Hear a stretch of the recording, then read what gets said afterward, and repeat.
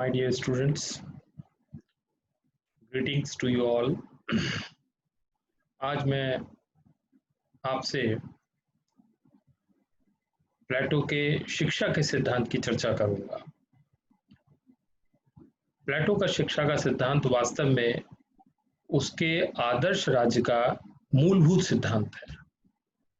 In fact जैसा कि हम सब लोग जानते हैं कि प्लेटो जो एक फिलोसोफर था, वो राजनीतिक विचारक ही इसलिए बना जब सोक्रेटिस की घटना हुई, सोक्रेटिस की हत्या के बाद, कि राज्य में चारों ओर अज्ञानता व्याप्त है और इस अज्ञानता से ज्ञान की ओर ले जाना, ज्ञान का शासन होना, लोगों में ज्ञान होना, यही उसने अपना एक प्रमुख उद्देश्य और आधार बनाया था। और इसी को आधार मानकर उसने रिपब्लिक की रचना की और उसका जो आदर्श राज का सिद्धांत है वो पूर्णतः एक ज्ञान पर आधारित सिद्धांत है। उसका ये एक मूल मान्यता थी, उसका ये मूल मंत्र था कि ज्ञान ही सर्वोत्तम गुण है और गुण ही सर्वोत्तम ज्ञान है, जिसको उसकी भाषा में कहते हैं कि knowledge is virtue and virtue is knowledge. तो इस दृष्टिकोण से हमको प्लेटो के न्याय के सिद्धांत प्लेटो के शिक्षा के सिद्धांत को हमको समझना है। प्लेटो का शिक्षा का सिद्धांत एक नैतिक सिद्धांत तो है ही, जो व्यक्ति के नैतिक और आध्यात्मिक विकास का काम करता है, लेकिन साथ ही साथ जैसा कि मैं अभी कह रहा था कि ये एक कॉम्प्लीमेंट्री सिद्धांत भी है, ये एक पूरक सिद्धांत है जो उसके आदर्श राज के सिद्धांत को पूर्ण बनाता है। हम लोग जानते हैं कि प्लेटो ने सामाजिक और राज्य की व्यवस्था के लिए न्याय का सिद्धांत दिया था। तो उस न्याय के सिद्धांत को पूरक बनाने के लिए भी हमें शिक्षा के सिद्धांत की आवश्यकता थी। क्यों? क्योंकि शिक्षा के सिद्धांत से ही ये संभव हो सकता था कि कौन उस राज्य का जो है वो जैसे कि आप यहाँ देख सकते हैं, स्लाइड भी मैंने इस संदर्भ में बनाई है कि इसी से ये निष्कर्ष निकल के आएगा कि कौन समाज में और राज्य में क्या काम करने के लिए उचित है। तो इन सभी चीजों को दिमाग में रखकर आज हम लोग प्लेटो के शिक्षा के सिद्धांत पर चर्चा करेंगे। प्लेटो, जैसा कि मैं अभी आपको बता रहा था कि प्लेटो का जो शिक्षा का सिद्धांत है वो उसने अपनी पुस्तक रिपब्लिक में दिया, जो न्याय के सिद्धांत का एक पूरक सिद्धांत भी था और राज्य को अज्ञानता से ज्ञान की ओर ले जाने वाला सिद्धांत भी था। प्लेटो का ये शिक्षा का सिद्धांत, जैसे कि आप स्क्रीन पर देख पा रहे हैं,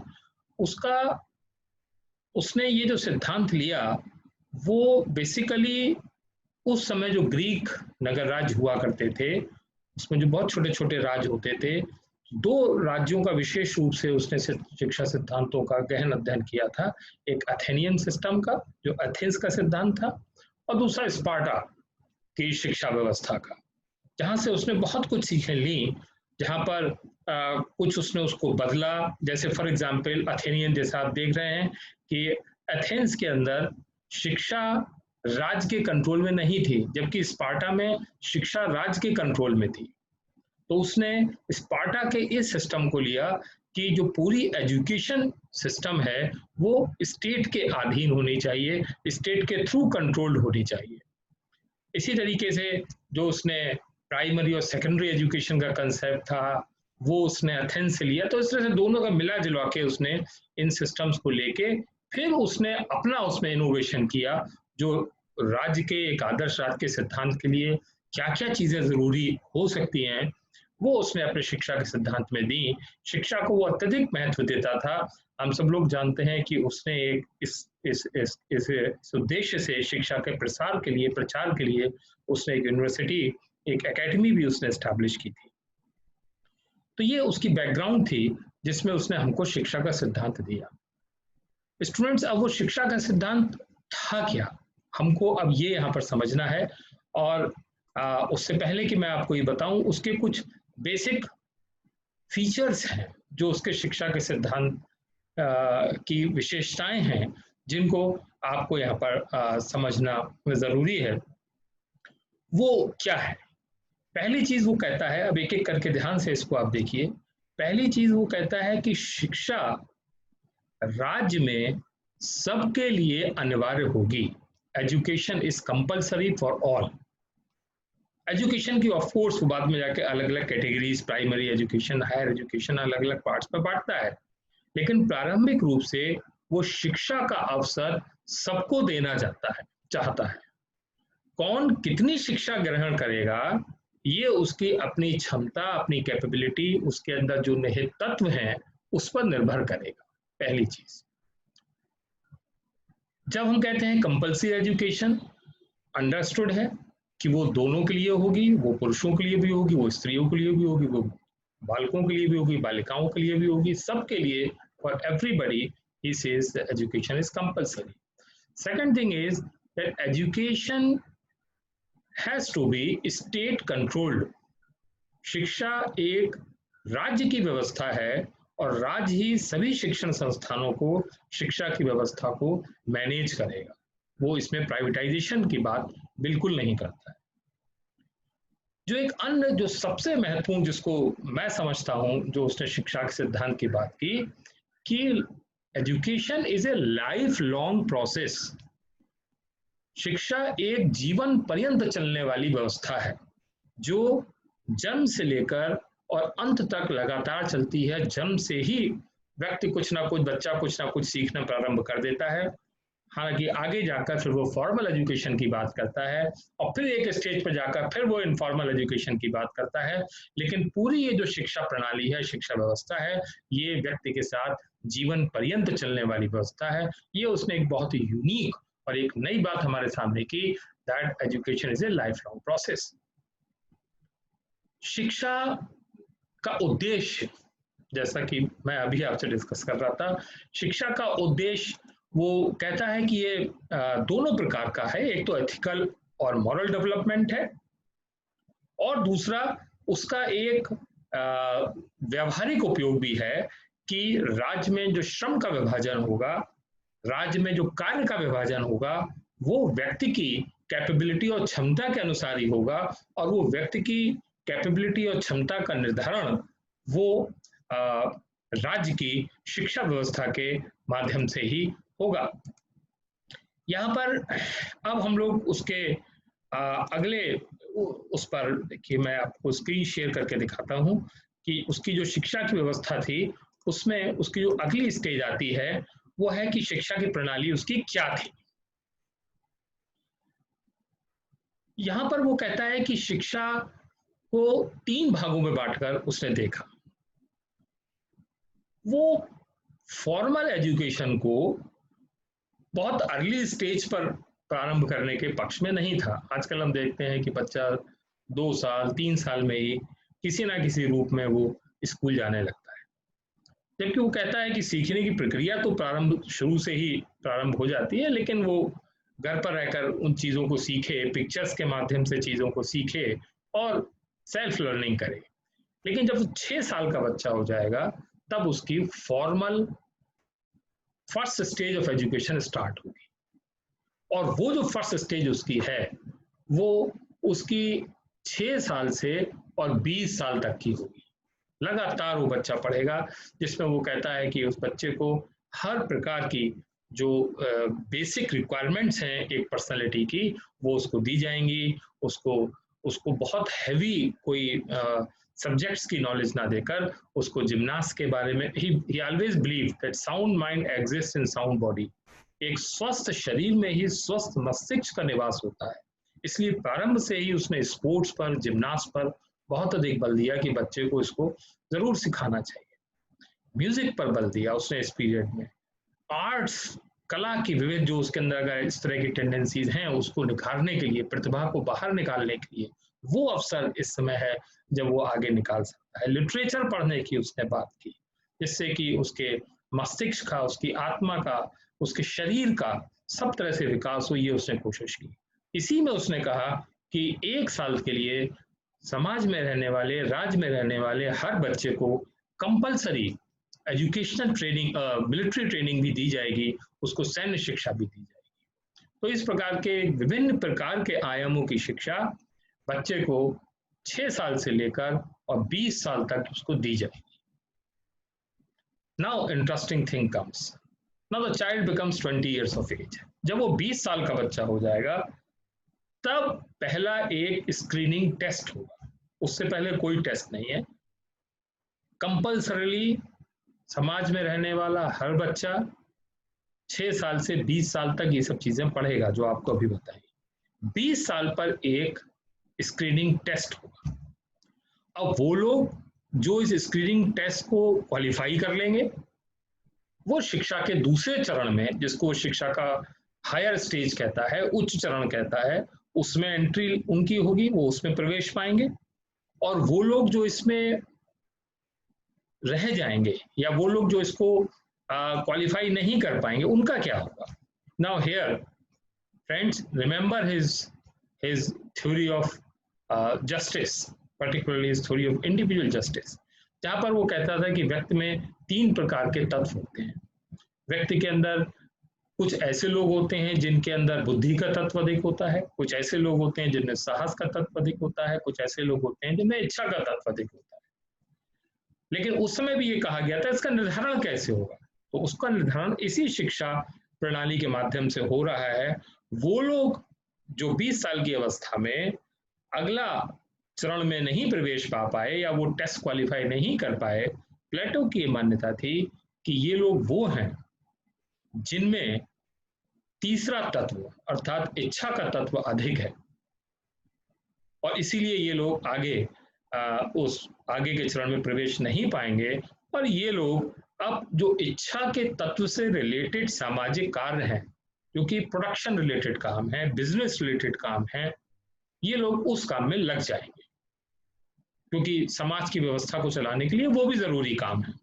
तो ये लोग अब आगे शिक्षा में ना जाकर ये लोग 20 साल की अवस्था से अपने बिजनेस को देखेंगे, अपने प्रोडक्शन संबंधी कामों में लग जाएंगे।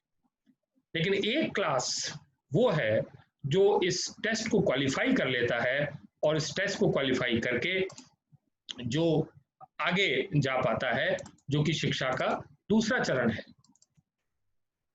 यहां पर वो कहता है कि अब वो 15 साल तक दूसरे चरण में लगातार पढ़ेंगे, और ये जो पूरा जो 20 साल से लेकर 35 साल का समय है, इसमें वो एडवांस स्टडीज करेंगे। इसमें वो लॉजिक को पढ़ेंगे, फिलॉसफी पढ़ेंगे, मैथ्स पढ़ेंगे, हिस्ट्री पढ़ेंगे, साइंस पढ़ेंगे, ज्योमेट्री पढ़ेंगे, डायलेक्ट्स पढ़ेंगे, एस्ट्रोलॉजी पढ़ेंगे। तो जितने गूढ़ विषय हैं जो उसको एक मैच्योर, एक बुद्धि परिपक्व व्यक्तित्व का निर्माण करने में सहायक हो सकते हैं, वो सभी चीजों का अध्ययन इस 20 साल से 45 साल तक एक रिगरस स्टडीज के माध्यम से पढ़ाया जाएगा। यहाँ पर फिर उनकी देखभाल, उनकी व्यवस्था करना, उनके रहने की, उनके खाने की, उनके जीवन के लिए जो जो भी आवश्यकताएं हैं, वो सब राज्य की जिम्मेदारी होगी। वो स्टेट स्पॉन्सर्ड एजुकेशन इंस्टीट्यूशंस के अंदर ये लोग सारे लोग शिक्षा ग्रहण करेंगे। Now again at the age of 35, जब 35 साल का व्यक्ति हो जाएगा, फिर एक टेस्ट होगा। Now this is again second test, very important test. अब इस टेस्ट में क्या होगा? इस टेस्ट में फिर वही होगा, कुछ लोग ऐसे होंगे जो इस टेस्ट को क्वालिफाई कर पाएंगे और कुछ लोग ऐसे होंगे जो इस टेस्ट को क्वालिफाई नहीं कर पाएंगे। नाउ प्लेटो सेज कि जो लोग इस टेस्ट को क्वालिफाई कर लेंगे वो शिक्षा के अगले चरण में, यानी कि थर्ड जो लेवल ऑफ एजुकेशन है, उसमें प्रवेश पा सकेंगे। और वो लोग जो इस टेस्ट को क्वालिफाई नहीं कर पाएंगे उनका क्या होगा? यहाँ पर फिर प्लेटो कहता है कि ये लोग वो लोग हैं जिनके अंदर जो व्यक्तित्व का दूसरा तत्व था, अर्थात साहस का तत्व, वो इनमें अधिक है, ऐसा माना जाएगा। और इसलिए now they will enter into the second types of job in society, that is defence related job. जो रक्षा और प्रतिरक्षा संबंधी कार्य हैं वो इनको सौंप दिए जाएंगे और ये लोग उन कामों के अंदर लग जाएंगे। लेकिन उनका क्या होगा जो लोग क्वालिफाई कर लेंगे? नाउ अगेन ही सेज कि 35 साल के बाद वो लोग जो क्वालिफाई आगे चले जाएंगे, ये माना जाएगा कि ये वो वर्ग है जिसके पास बुद्धि का अधिक तत्व है। They are dominated by the element of rationality and reasoning. तो ये लोग अब उस कामों में लग जाएंगे जो कि बुद्धि से संबंधित काम है, जिसको वो रूलिंग वर्क्स कहता है। जो शासन संबंधी कार्य, प्रशासन संबंधी कार्य हैं, उन कामों में ये लग जाएंगे। But here very important thing to remember is कि ये जो फेज है उनका 15 साल का, जिसको वो कहता है 35 साल से 50 साल तक का फेज, जो थर्ड फेज ऑफ एजुकेशन है 15 साल का, ये भी उनका एक लर्निंग पीरियड है। ये बात अलग है कि वो यहाँ पर कोई क्लासरूम टीचिंग या लर्निंग नहीं कर रहे हैं, they are into the practical field. और यहाँ पर वो शासन संबंधी काम कर रहे हैं, यहाँ पर वो प्रशासन संबंधी काम कर रहे हैं, यहाँ पर वो अन्य काम कर रहे हैं।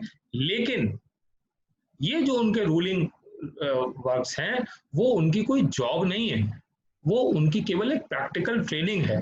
वो इसको एक प्रशिक्षण की तरीके से समाज में जाकर इन कामों को वो करेंगे। तो 15 साल तक का एक तरीके से उनका ये प्रैक्टिकल ट्रेनिंग का एक पीरियड होगा। अब 50 साल के हो गए जो ये लोग जो सेकंड स्टेज में आए थे, after 15 years they reach at the age of 50. Now what will happen? Again this is very interesting thing which Plato says कि अब 50 साल की अवस्था में फिर एक टेस्ट होगा। But what is the difference between previous tests and these tests? Now this test is a voluntarily optional choice. This is not in fact a test, this is a optional voluntary choice. यहाँ पर उनको एक option दिया जाएगा जो इस अवस्था के लोग हैं कि आप क्या चाहते हैं। Do you want to continue in the present type of job which you are doing, or you want to मैं यहाँ पे आपको स्क्रीन पे इसको दिखाना चाहता हूँ कि 50 साल के बाद उनका जो वॉलंटरी चॉइस होगा उनसे ही पूछा जाएगा कि आप इसी में कंटिन्यू करना चाहते हैं या अभी आपके अंदर एक इच्छा है और आगे बढ़ने की। As a result there will be two types of people. कुछ लोग ऐसे होंगे those who will be satisfied with what they were doing. तो चूंकि वो लोग ऑलरेडी वो लोग हैं जिनके पास बुद्धि का तत्व ज्यादा है, तो उनसे ये कहा जाएगा कि you continue in the present type of job, in the present setup of job, और आप उसको उसी में उनको कंफर्म कर दिया जाएगा और वो लोग वो काम करते रहेंगे। लेकिन इसके साथ ही साथ वो लोग जो कुछ लिमिटेड क्लास होगा जो इस तरीके के काम से शायद संतुष्ट ना हो, उसकी मानसिक भूख अलग हो, वो और आगे ज्ञान अर्जन करना चाहता होगा, तो ऐसे लोगों को वो चाहता है कि प्लेटो की मान्यता थी कि उनको छोड़ देना चाहिए कि वो और अधिक से अधिक ज्ञान को अर्जित करें। और इसके लिए प्लेटो कहता है कि वो लोग को फ्री होंगे, they will be managed by the state, state will look after them and they can pursue there advanced knowledge. और यहाँ पर वो फिलोसफी को या और हायर स्टडीज को, सत्य की खोज में, ज्ञान की खोज में वो लोग लग जाएंगे। प्लेटो कहता है कि यही वो वर्ग है जो एक which we can say it is a metal which has been tested in fire. ये एक लोह, एक आग में तपा हुआ सोना है, और यही वो वर्ग है जो समाज को और राज्य को एक दिशा प्रदान कर सकता है, एक निर्देश दे सकता है और राज्य और समाज के लोगों को आगे बढ़ा सकता है। यही वो समाज में एक दार्शनिकों का समूह है जो धीरे धीरे विकसित हो रहा है। तो ये लोग को कोई मोहमाया नहीं होगी, किसी प्रकार का कोई लगाव नहीं होगा, ये लोग एक ज्ञान के अंतिम स्तर पर धीरे धीरे पहुंच रहे होंगे। वो कहता है कि ये जो दो वर्ग हैं जिनको वो गार्जियन वर्ग कहता है, जो कि डिफेंस जॉब्स में हैं या जो रूलिंग जॉब्स में थे, उनका कोई अपना निजी परिवार भी नहीं है, इसलिए उनका कोई निजी प्रकार की मोह माया नहीं होगी। तो ये लोग का केवल जीवन का एक ही उद्देश्य है, ज्ञान की प्राप्ति। ऐसे लोगों के लिए वो कहता है कि हमें पूर्ण सुरक्षा और पूर्ण एक ऐसा वातावरण देना चाहिए जहां पर वो अधिकतम ज्ञान प्राप्त कर सके। और महत्वपूर्ण बात, इन्हीं लोगों में से आगे चलकर जब भी जरूरत होगी तो फिलोसोफर किंग का चयन होगा। The philosopher theory of philosopher king emerges, again important thing, from his theory of education only. तो it is a Midway theory जो एक तरफ रिलेट करती है जस्टिस की थ्योरी से भी और एक तरफ रिलेट करती है उसकी फिलोसोफर किंग की थ्योरी से भी। क्योंकि जब भी राजा की जरूरत होगी समाज में, तो वो राजा जो राज्य का योग्यतम व्यक्ति होगा वही राजा बनने का हकदार होगा, और उस योग्यतम व्यक्ति की पहचान की खोज इसी वक्त से की जाएगी जो 50 साल के बाद ज्ञान और सत्य की खोज में निकल गए। प्लेटो रिपब्लिक में यह भी शंका व्यक्त करता है कि इन लोगों को राजा बनने में किसी प्रकार की कोई दिलचस्पी नहीं होगी, लेकिन शायद जब बहुत अधिक उनके ऊपर सामाजिक दबाव होगा तो शायद कोई एक इस तरीके का व्यक्ति हो जो बहुत निर्विकार भाव से, बहुत निष्काम भाव से, बहुत सेवा भाव से इस राजा के पद को एक दायित्व के, सामाजिक दायित्व के रूप में स्वीकार करेगा। तो ऐसा व्यक्ति जिसके अंदर अपना कोई निजी मोह माया नहीं है, जो ज्ञान की परम अवस्था में पहुंच चुका है, वो केवल समाज और राज्य के हित में ही काम करेगा। और इस प्रकार से जो एक उसका सपना है, एक आइडियल स्टेट का सपना, वो पूरा होगा। तो डियर स्टूडेंट्स, आपने देखा कि किस प्रकार से प्लेटो का जो एजुकेशन का पूर्ण सिद्धांत है वो किस प्रकार से एक संपूर्ण सामाजिक व्यवस्था का आधार है, और बिना उसके आदर्श राज के सिद्धांत से ना तो सामाजिक श्रम व्यवस्था ही संभव थी और ना ही एक आदर्श राज्य का निर्माण जिसमें एक फिलोसोफर किंग का शासन हो वो संभव था। तो इसलिए ये जो उसने शिक्षा का सिद्धांत दिया, ये एक बहुत ही उसका महत्वपूर्ण, बहुत ही रिलेवेंट सिद्धांत है। उसकी पूरी जो उसकी रिपब्लिक है उसका बेसिस है। आपको फिर ये ध्यान में रखना चाहिए जब भी आप प्लेटो का एजुकेशन का सिद्धांत पढ़ें कि वो ज्ञान को राज्य में सर्वाधिक महत्व देता है। इनफैक्ट वो पॉलिटिकल फिलोसफर ही इसीलिए बना कि वो समाज को अज्ञानता से ज्ञान की ओर ले जाए। कहीं ना कहीं उसका क्रिटिसिज्म भी हुआ कि ये कैसे संभव हो पाएगा, ये थोड़ा इम्प्रैक्टिकल थ्योरी लगती है और ये सब लोगों के लिए समान रूप से नहीं है, और इसको जो है वो समाज में लागू करने के लिए हमें पहले सामाजिक समानता की स्थापना करनी पड़ेगी। जो सामाजिक समानता की स्थापना वो नहीं करता है तो इसमें बाकी दो जो वर्ग हैं उनको हमेशा एक एडवांटेजियस पोजीशन रहेगी। इस प्रकार की आलोचनाएं की गई, लेकिन उसके बावजूद भी ये उसका एक सपना था, उसका एक आदर्श था कि राज्य में इस प्रकार की एक आदर्श शिक्षा व्यवस्था हो जिसके माध्यम से एक इस प्रकार का शासन स्थापित हो जहां पर ज्ञान का शासन हो, जहां पर बुद्धि का शासन हो। Thank you very much. I hope you like this. If you have any comments, you can put it in my mailbox. Thank you very much.